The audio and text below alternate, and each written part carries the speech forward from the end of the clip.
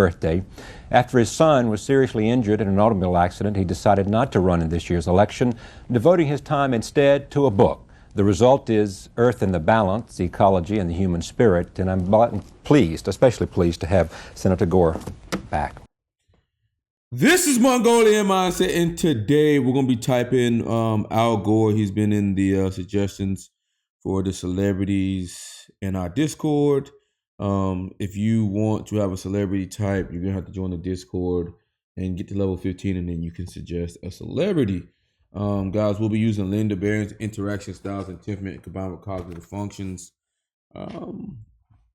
We have a breakdown of all these online. Just go on the playlist, how to find anyone's personality type. We also have the cognitive function broken down as well. We have the individual functions broken down, and then we have me and Christian talking about all of the cognitive functions with examples. I think that video is packed full of value there. So let's go see what the monkeys over at Personality Database has Al Gore as. They have him as an ENTJ, guys. Okay. So guys, we do have our site up. It's not 100%. We're still working on some things. But you can go here for the resources that I've read, or the chart, anything of that nature. In the future, we will be having where you can like do book typing sessions or like courses or whatnot from here. But ENTJs are at the top here. It's my personality type. So you will know that they're in the strategic column, right? They're direct, they're outcome, they're initiating, they're systematic, they're pragmatic, they're abstract, they're TEFINSENI. Okay, if he meets those metrics, we'll call him an ENTJ. If he don't, we'll find his personality type, guys. And comment below what you think, guys. We'll be releasing the breakdown of the ISFP this week, the comprehensive breakdown of that. And we'll be doing some neurodiverse things as well. And then after that, we'll probably be breaking down the ESFP. And then I'll come back and hit the INFJ. Welcome. Congratulations on your 100th show. Thank you. It's nice of you to be here for this. You were coming up another night, and we were. Congratulations on your 100th show. He just initiated that. Sort of, you got held up in Senate Washington. was in session, yeah. Talk about what led you to write this, because a lot of people did expect you to run for president after what you had done in 1988, and then there was a terrible automobile accident with your son, I think, in Baltimore at County Memorial Stadium. And you end up not running for president, but writing a book. Give me some sense of what went through your mind and how you came to do this. It was a life-changing experience. Opening day, Baltimore Orioles against the... God damn, he reminds me of somebody. I can't put my thumb on it. I want to say for some reason he's reminding me of JFK. I don't know why. I might be wrong here, but he kind of reminded me of a little JFK here. Boston Red Sox, and the crowd left all at the same time in the 11th inning. And we took over the streets, and it seemed safe, but when we got to the last street, it was a little busier, and my son's friend ran across the street and said, "Come on, Albert," and he pulled out of my hand you know ran who it is? It's not JFK. It's fucking the Cowboys fucking quarterback in the 90s. Shit, I can't remember his fucking name. What is the fucking Cowboys? Cowboys QB 1994. I think it's like, what's his name? Shit. Troy Aikman. There we fucking go. Troy Aikman. God damn, you got to bear with me here. Troy Aikman here. Come on. Let's see what we can do here.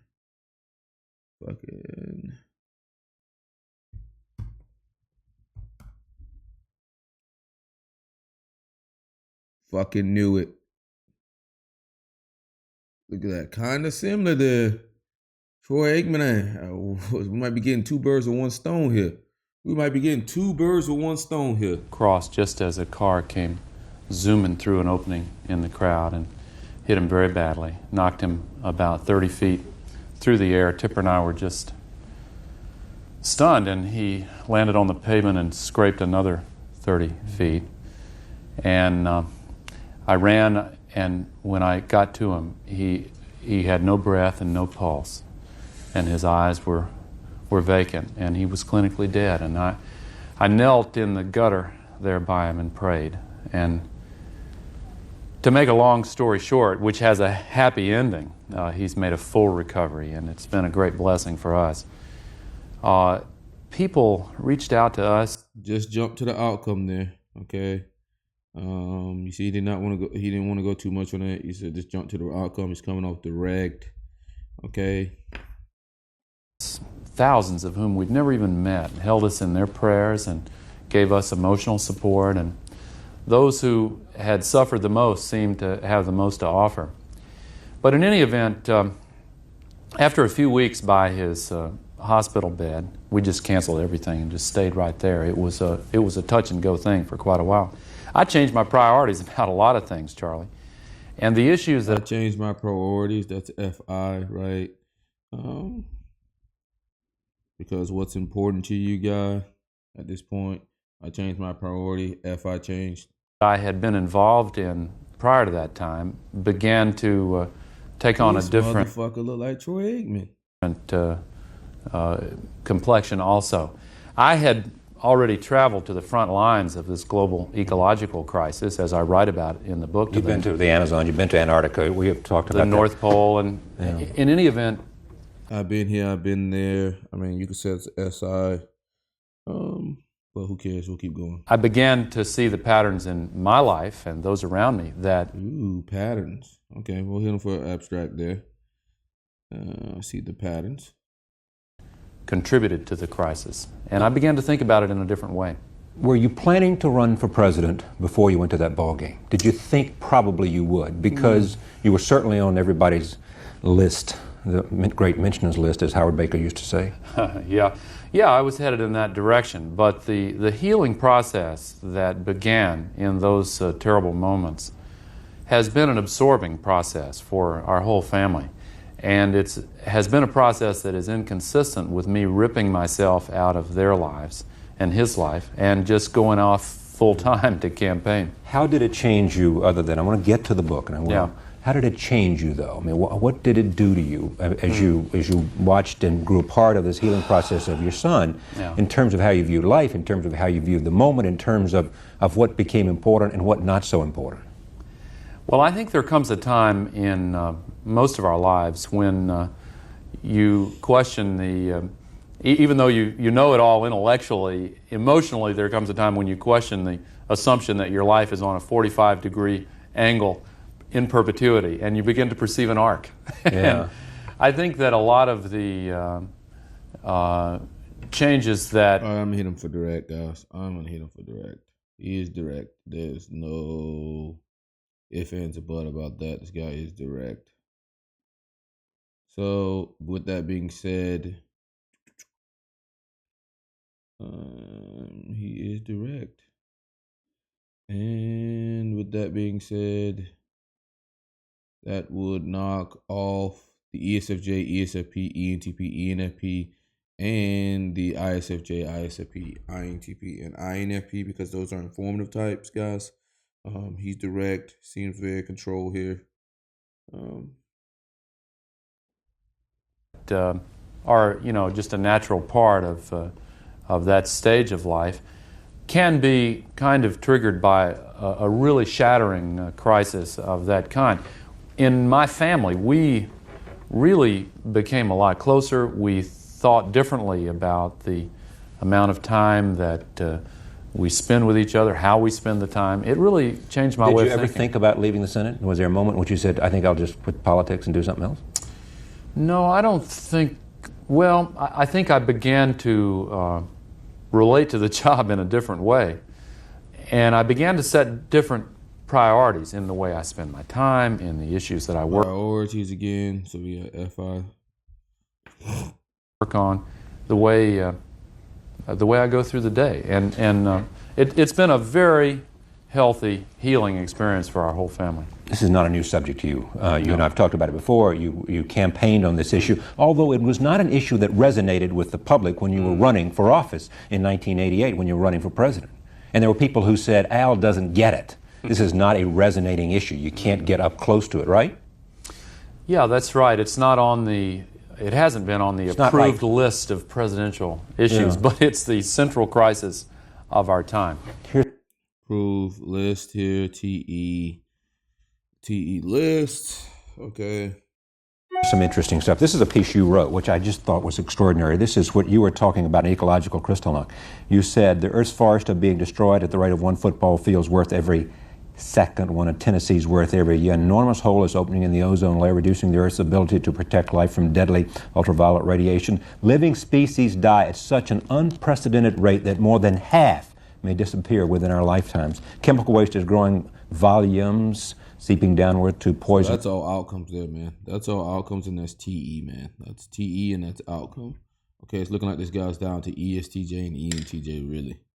Groundwater and upward to destroy the atmosphere's delicate balance. Huge quantities of carbon dioxide, methane, and others are dumped into the atmosphere and trapping heat and raising global temperature, global warming. Every day, 37,000 children under the age of 5 die of starvation or preventable diseases made. TE from his book, TE, outside, empirical data, TE. Worse by failure of crops and politics.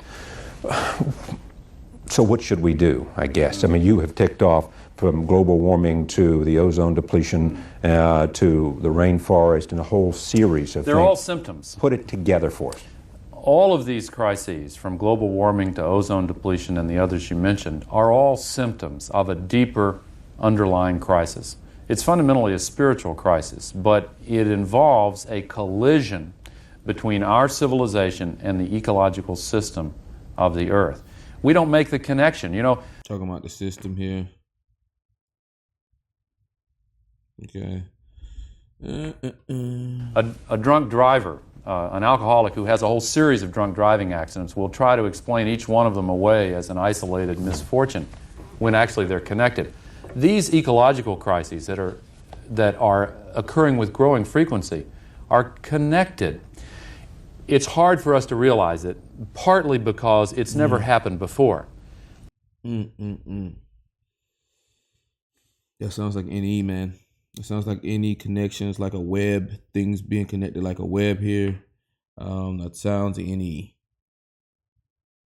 That are occurring with growing frequency are connected. It's hard for us to realize it, partly because it's never happened before. But there have been 3 causes of a profound change in the relationship between our civilization and the Earth, basically in our lifetimes. Number 1, the population explosion. We're adding outcome the population of China every 10 years now. TE. Number 2, the scientific and technological revolution. Outcome TE. Let's go ahead and knock that off. Okay, outcome. And so outcome end products, that he's just listing end products there, guys, and he's hitting it with TE empirical data to back it up. Okay, so we got him down to 2 types now. We got ESTJ and ENTJ. Looking at the guy, you know, I got a little handy dandy trick for anybody whenever you get down to like ENTJ and ESTJ.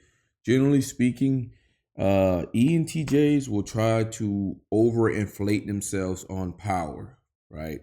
While the ESTJ will try to overinflate themselves on being perfect, like a perfect persona. You'll see that with like Tom Brady, Barack Obama. It's like these people, valedictorian, even Kamala Harris, done nothing wrong their entire life. And once you compare those to like the ENTJs, they're kind of like rugged, you know, Donald Trump just out there. And you'll see like Patrick Bet-David, it's kind of like out there. They're not sugarcoating anything. So you can kind of see the difference there. I think he's ESTJ. Which has given us a fantastic new capacity to magnify our effectiveness and power in... Talking about effectiveness, that's TE. That's hardcore TE right there. Talking about how we can organize the environment, TE. Which has given us a fantastic new capacity to magnify our effectiveness and power in the way we exploit the earth. Just as nuclear weapons change the consequences of warfare, all these technologies taken together have changed the consequences of all-out exploitation. Talking about consequences here, that's NE. And number three, our way of thinking about the relationship we have to the earth. We think of ourselves as separate from nature and unconnected to each other or the communities in which we live. Connected to the community, connected to the earth. That's interdependence there, so that's going a affiliative route. All-out exploitation. And number three, our way of thinking about the relationship we have to the earth. We think of ourselves as separate from nature and unconnected to each other or the communities in which we live. And we turn away from the pain that causes. You know, the line from Dire Straits, denial ain't just a river in Egypt. Yes. And T reference. actually, it is a strategy akin to sticking our heads in the sand. And once we break through that denial, there's a second barrier. It's despair. A lot of people who allow themselves to realize the enormity of what is happening now immediately then feel, well, we can't do anything about it. But that's nonsense. The effort to save the Earth's environment must become the central organizing principle for the post-Cold War world. Well, it seems to me, I mean, if you look at the ozone depletion allowance, depletion question, all of a sudden the Bush administration has gotten interested, although not enough, and certainly Well, too after lake an for you. ozone hole opens above That's my Kennebunkport, point. it gets He just initiated there. in Anarchy gets their attention. I mean, what has to happen to galvanize the kind of attention that you think is necessary to have the world, and especially the United States, the powers that be, pay attention? we have to reach a critical mass of political support. And every one of your viewers can contribute by doing three things. Learn about it. Every one of your viewers, let's be affiliative. Let's do the right thing. Let's do cooperation. Let's talk about interdependence. Let's go. Well, you almost had me fooled here. Critical mass of political support. And every one of your viewers can contribute by doing three things. Learn about it.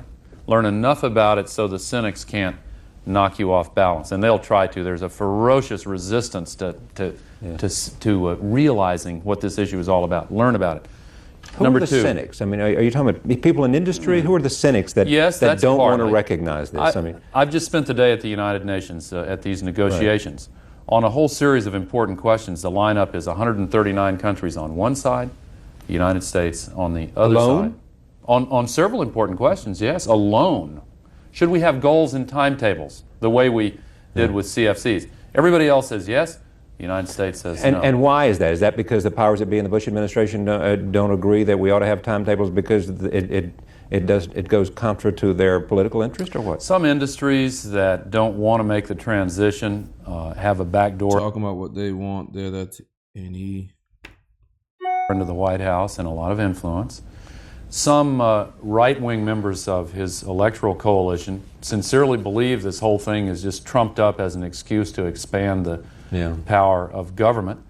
And they are vulnerable to a few naysayers in the scientific community who say we don't have enough evidence yet. I'll tell you what they remind me of. What? I represent a state that has 100,000 tobacco farmers, but I held my sister's hand when she breathed her last breath and died of lung cancer. And when I hear a scientist who works for a tobacco company say we don't yet have enough evidence to link smoking with lung cancer, I feel impatience. And that's exactly the way I feel when I hear a scientist working for a coal company say that this 10-pack-a-day habit our civilization has gotten into doesn't have any effect. You know all those oil well fires in Kuwait? Let's talk about consequences here, so I'm going to say that's NE, guys. And he's talking about how he feel, FI about it, FI, how I feel about it. They put them out much faster than they thought they were. All of them put together on the worst day put less than 1% of what we put into the Earth's atmosphere every day. Interesting you missed your sister. Empirical data there, TE. Mention your sister because this book is dedicated to her, as I remember.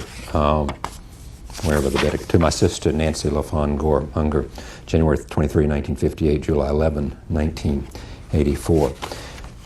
I don't see it as an important issue, the politics of environment, as an important issue in this campaign that is underway now. They're talking about jobs, they're talking about an economy, and some people say that in an election year in which people are suffering, don't have jobs, are suffering in a recession, that questions of the environment are going to take second place because it is not going to get people to the polls to vote for you. Well, you know, when people hear that a landfill is going to be placed in their neighborhood, it becomes the most important issue. It does. Because their backyards, I saw that in my hometown. Their backyards are threatened. What's changing is the definition of backyard. In Canada, 2 weeks ago I was there, the headline was the environment minister warning the parents in that area most affected by the new ozone hole, if it opens, not to let their children go into the backyard.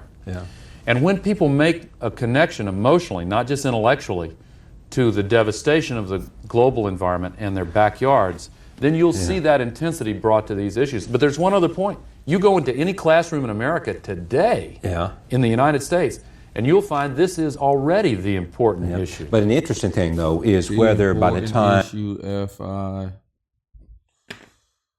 those parents wake up and the rest of America wakes up, it's too late in terms of the kind of destruction.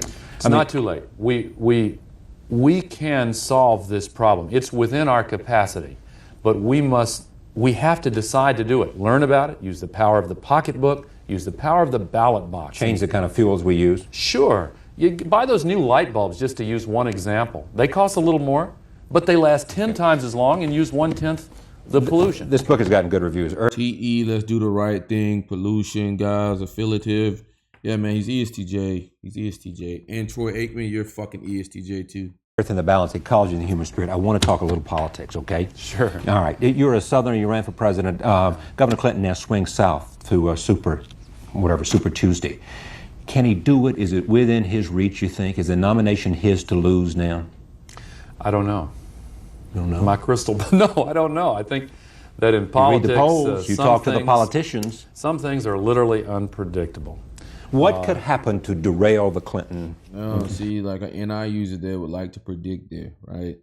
NI likes to predict, especially on future events. You can usually tell somebody who is really good with NI because if you ask them to predict something, they get excited about that, right? While he's like, some things are unpredictable. You'll probably never hear that from like someone who's really strong in NI. You'll probably never, hear that. Because if you do enough research and whatnot, you should be able to predict what's going to happen. If you do enough research. But a lot of times we get fooled. But that's just how our brains think, okay? We believe, though, we can predict. And that's why we go so hard on that. But here he's just throwing his hands up. Within his reach, you think? Is the nomination his to lose now? I don't know.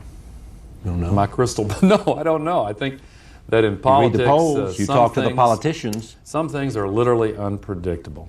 What could happen to derail the Clinton?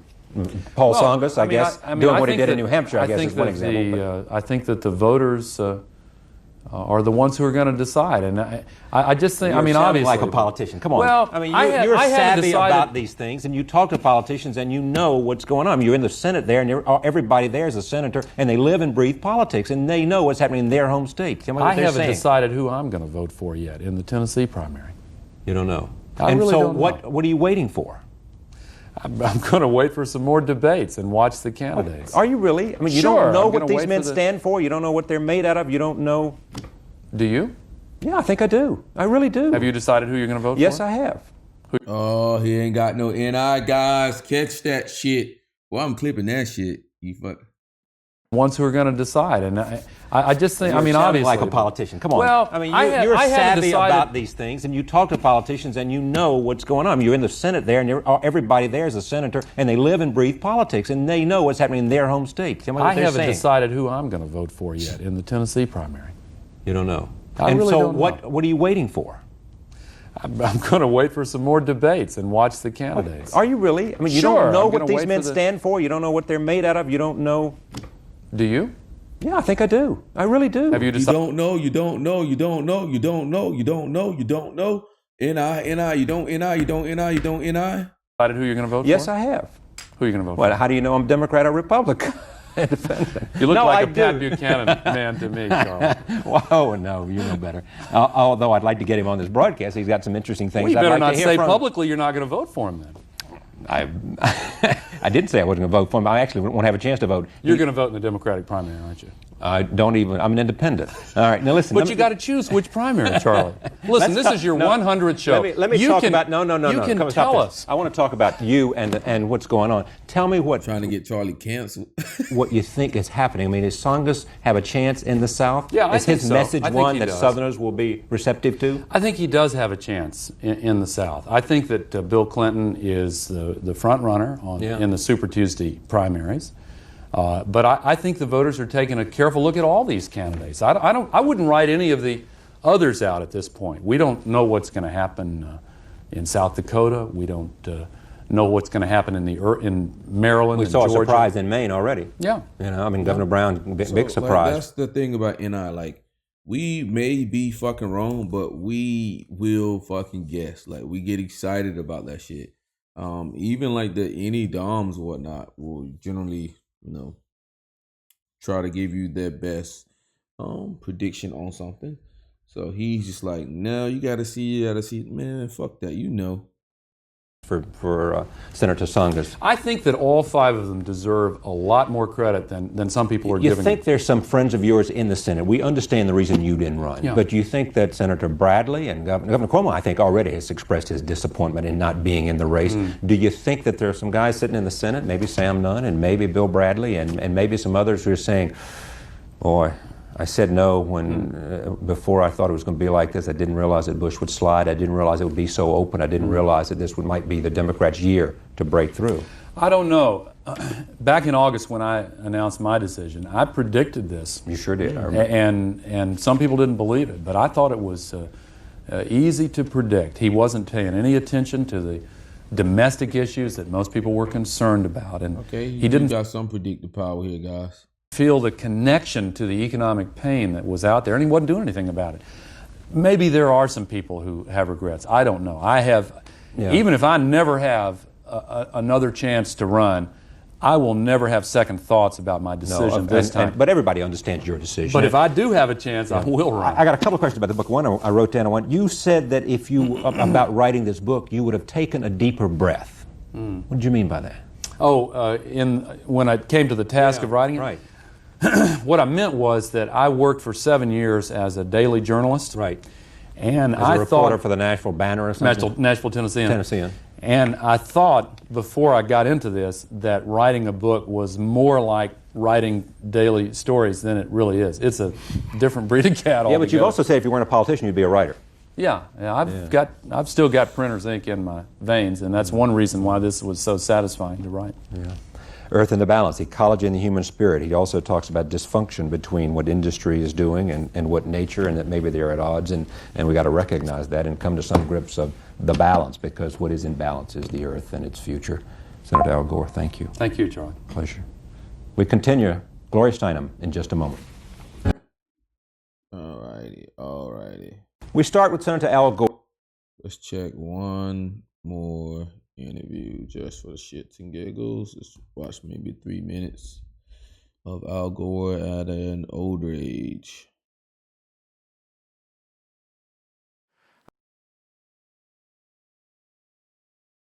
Watched you throughout your career, decades of fighting and winning and losing, pushing through setbacks, and leading us all. I'd love to hear about your leadership journey.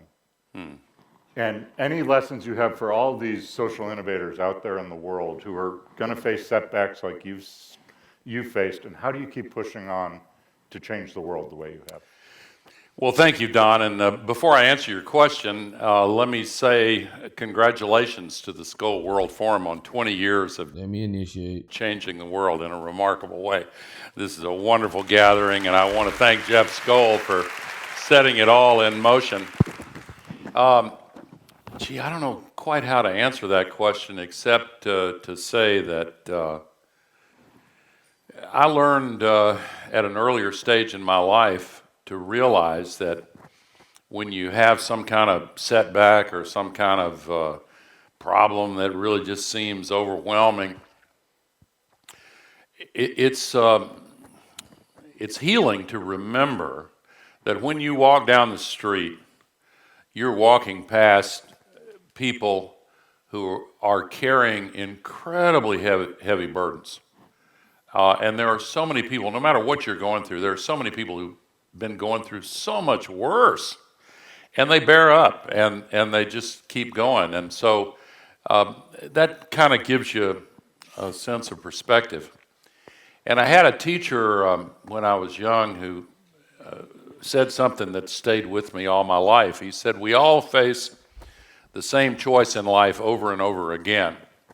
It's the choice between the hard right and the easy wrong. And I've recognized that choice a lot of times, and I've learned that everybody has that little voice, you know, and I've learned that it's always a mistake to ignore that little voice, always. And sometimes we do it anyway. Yes.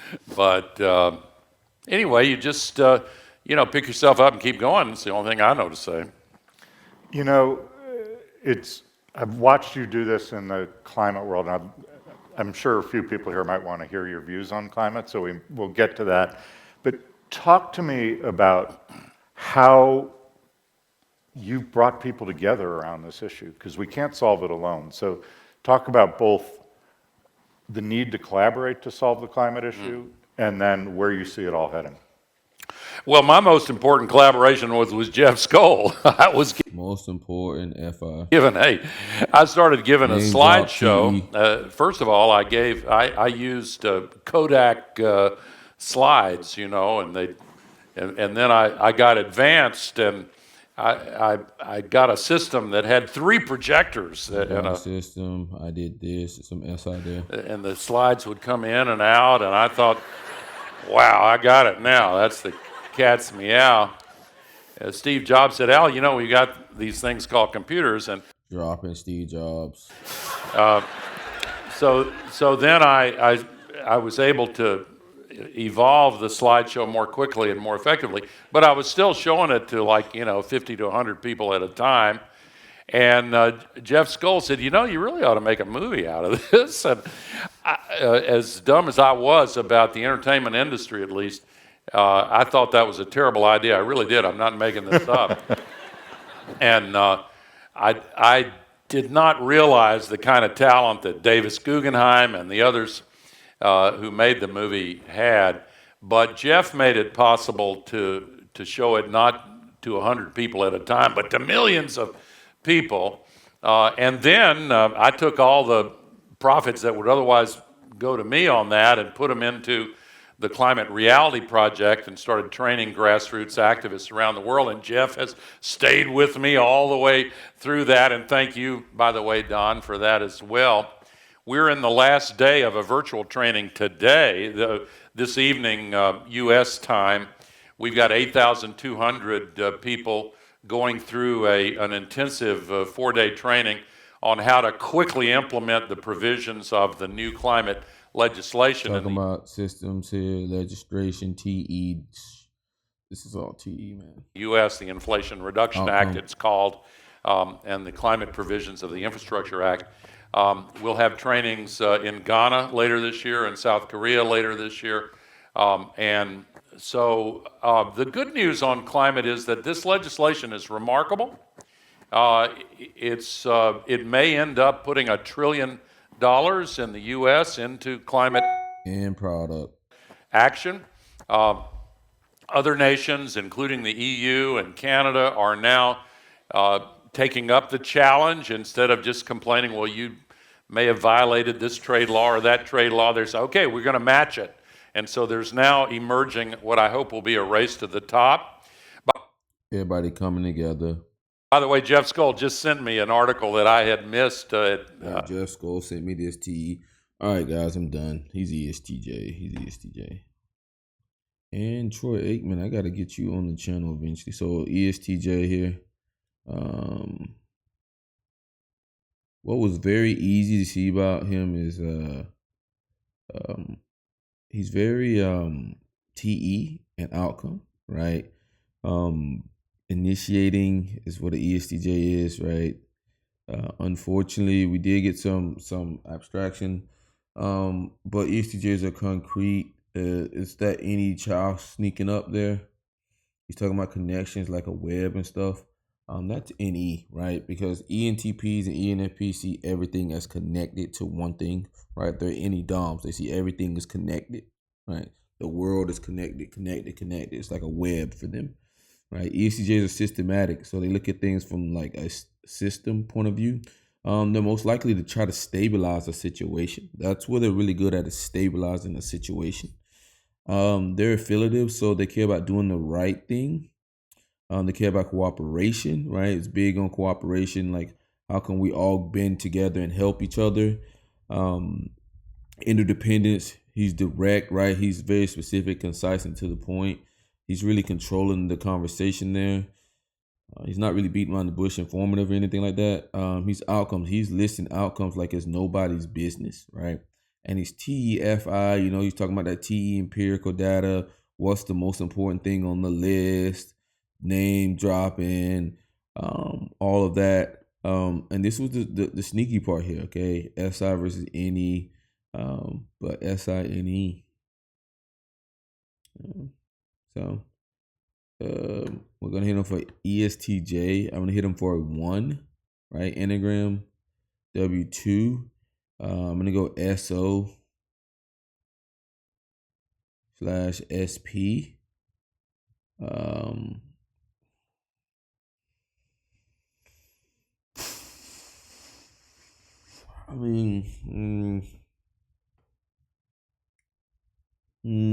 Thinking here. Could go dominant. ESTJ, I'll go normalize, and I'm gonna go dominant. Fuck it.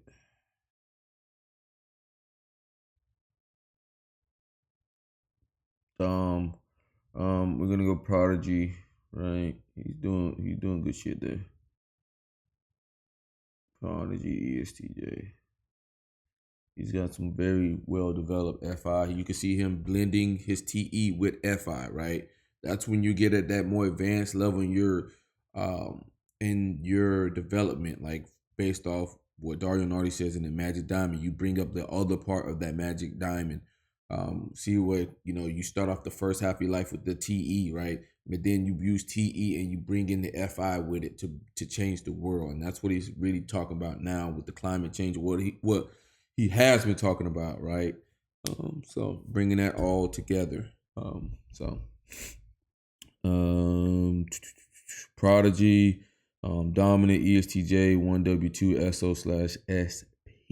Is there anything we forgetting in? I don't think so. All right, guys. Well, this is Mongolian Mindset, and we're out.